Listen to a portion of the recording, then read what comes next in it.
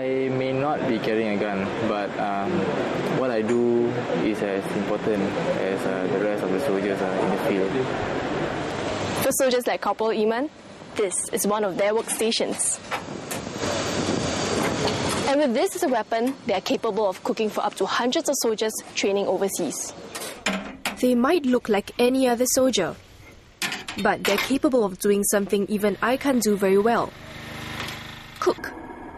And plus, fly to different parts of the world to do just that.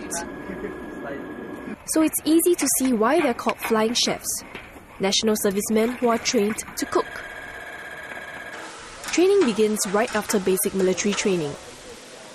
Chosen to be supply assistants, they are further identified to be trained in cooking. They undergo courses such as the basic food handling course, and Faisal here, for example, is attending the executive catering course.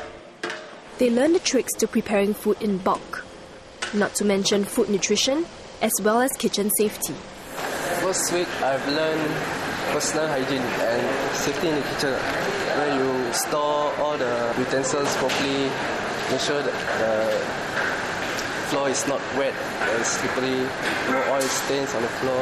Second week, then we went into the kitchen, start basic cooking. With all that training in hand, these flying chefs are then always on standby for an overseas posting. This can be as short as a 2-week deployment to an overseas exercise, or a year-long stint to a cookhouse in an overseas training facility. Iman, for example, was deployed to an overseas training centre for 2 weeks to support our soldiers in exercise. They sometimes use this mobile field kitchen to cook. Iman, can you tell me a little bit about this mobile field kitchen? Okay, this mobile field kitchen is actually for exercise purpose or in peacekeeping. It's more on serving the soldiers during their exercise in overseas.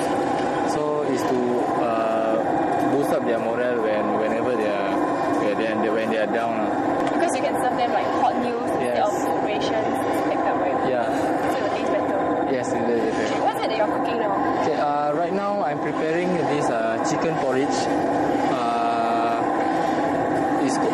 It's quite a simple dish to cook for you guys to test. Do you want to try serving it?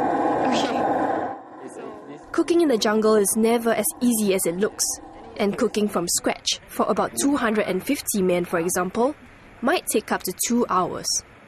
Iman, can you tell me what kind of challenges and difficulties you face when cooking? One of the challenges and difficulties that I faced in Thailand was once we are deployed, we are to set up everything and cook as fast as possible for at least 30 minutes for the soldiers to have a quick hot meals for themselves instead of combat rations. He might not do what you think a soldier does, but flying chefs are no less important. They just play a slightly different role.